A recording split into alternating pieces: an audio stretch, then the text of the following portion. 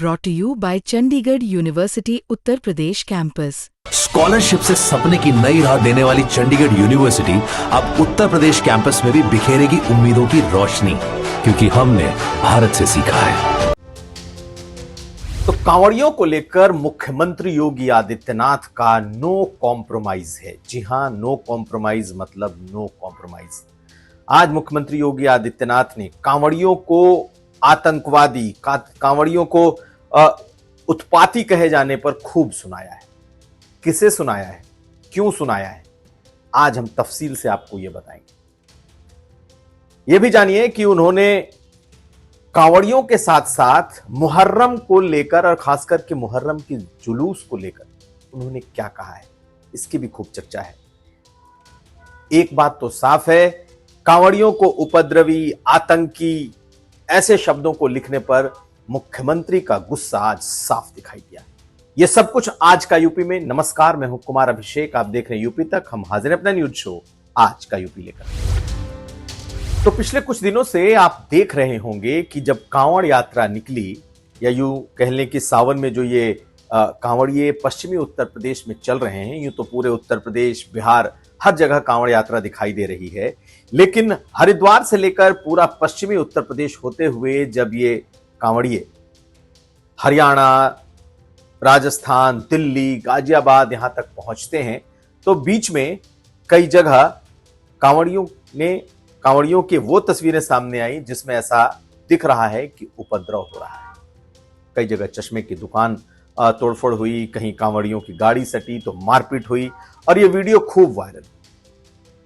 Media ने भी अपने हिसाब से लिखा, सोशल मीडिया ने बहुत कुछ लिख दिया।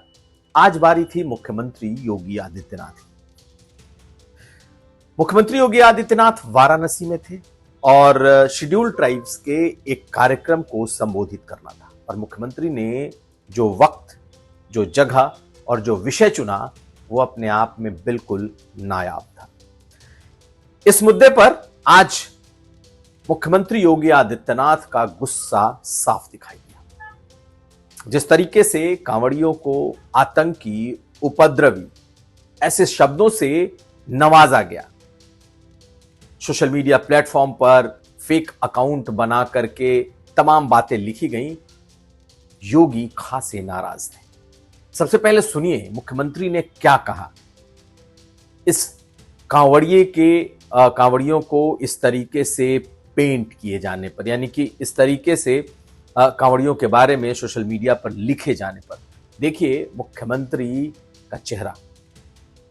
गुस्से में भी थे, लेकिन जो बात कही दो टूक कही। सुनिए मुख्यमंत्री को। ये वही समुदाय है जो भारत की आस्था का सदैव अपमान करता है, और यही वे लोग हैं जो आज सोशल मीडिया प्लेटफॉर्म का फेक अकाउंट बना करके जातीय संघर्ष की स्थिति को पैदा करना चाहते हैं।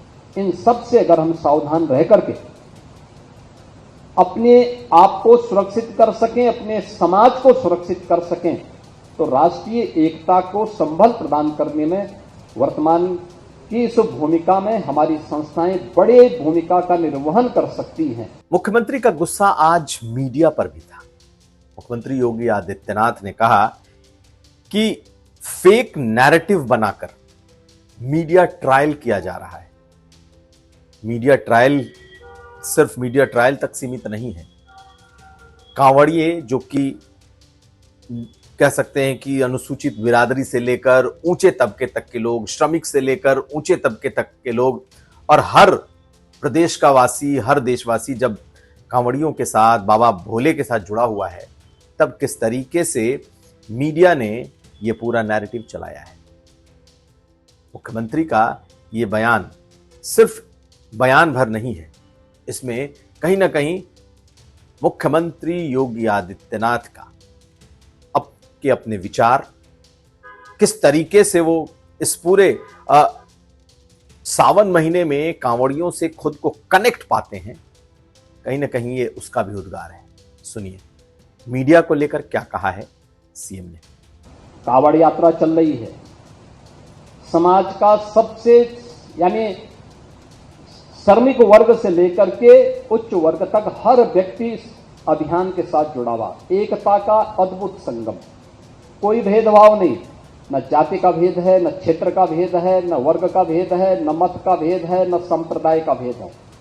हर हर बम बम बोलते हुए जाते हैं, 300-400 किलोमीटर पैदल जाते हैं, फिर वहां से जल लेकर के कावड़ को कंधे में रख करके फिर उसी प्रकार से उसी भक्ति भाव के साथ चलते हैं।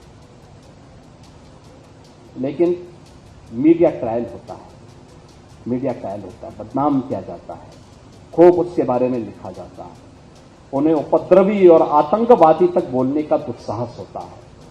यह वह मानसिकता है जो हर प्रकार से भारत की विरासत को अपमानित करना चाहती है। लेकिन मुख्यमंत्री अगर सिर्फ कांवड़ियों तक सीमित रहते तो शायद उनकी बात पूरी नहीं होती। तो उन्होंने इसे मुहर्रम से भी कनेक्ट किया। कहते हैं कि जो कांवड़िए हैं साल भर इस महीने का इंतजार करते हैं और 300-400 किलोमीटर पैदल चलते हैं, भारी भारी कांवड़ उठाकर, जिसमें न जाने कितना लीटर पानी जल भरा होता है, जो कि हरिद्वार से उठाते हैं और पूरे पश्चिमी उत्तर प्रदेश तक चलते हैं। भारी भारी ये कांवड़ होते हैं।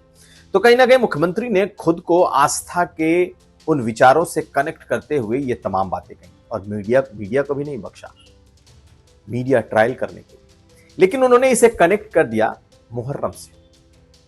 और मुहर्रम को लेकर जो उन्होंने बात कही कि जब मुहर्रम आता है तो मुहर्रम को लेकर सरकार ने एक नियम बनाए और नियम ये कि ताजिए की एक ऊंचाई होगी।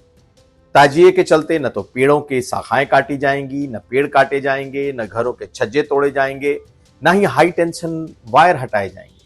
जबकि उनका कहना था कि पहले ये तमाम चीजें होती थी, ताजिए का साइज कम नहीं हो सकता। चूंकि मुख्यमंत्री योगी आदित्यनाथ की सरकार है तो पिछले कुछ समय से इसके बारे में जो नियम बने हुए हैं, ये नियम बहुत कड़ाई से उत्तर प्रदेश में फॉलो भी होते हैं। लेकिन उन्होंने हवाला दिया जौनपुर के एक ताजिए का, और जौनपुर के ताजिए का हवाला देते हुए उन्होंने क्यों कह दिया कि जो लातों के भूत हैं वो बातों से नहीं मानते। सुनिए उनकी पूरी बात। जौनपुर में जबरदस्ती उन्होंने बड़ा ताजिया उठाया और हुआ क्या, वो हाई टेंशन की चपेट में आया, 3 लोग मर गए। बाद में उन्होंने रास्ता जाम किया तो पुलिस ने कहा क्या करें, मैंने कहा लाठी मार करके बाहर करो इनको, क्योंकि ये लातों के भूत हैं, बातों से मानेंगे नहीं। जब हमने कहा था कि हाई टेंशन तार की चपेट में आ सकते हो, इससे ऊंचा मत करना, अपने इन्होंने किया है, आप कार्रवाई कर दो इनके खिलाफ। तो जौनपुर की उस घटना का जिक्र किया जिसमें ऊंचे ताजिए जबरन ले जाने की वजह से ताजिया हाई टेंशन वायर में सटा और 3 लोगों की मौत हो गई। हंगामा हुआ, सड़क जाम हुआ, जिसकी उन्होंने खुद चर्चा की। लेकिन उन्होंने यही याद दिलाया कि जब सरकार ने नियम बनाए और नियम के हिसाब से आप नहीं चलेंगे तो अगर ये हुआ तो सरकार इसकी जिम्मेदार नहीं है। और इसीलिए उन्होंने कहा कि फिर मैंने निर्देश दिया कि जो लोग अगर इस तरीके से नियम को नहीं मानने के बावजूद सड़कों पर प्रदर्शन कर रहे हैं तो उनके साथ सख्ती करें। लातों के भूत बातों से नहीं मानते। हालांकि इन बातों पर लोगों को आपत्ति हो सकती है और निश्चित तौर पर एक बहुत बड़े तबके को शायद मुख्यमंत्री का यह अंदाज पसंद नहीं आया होगा।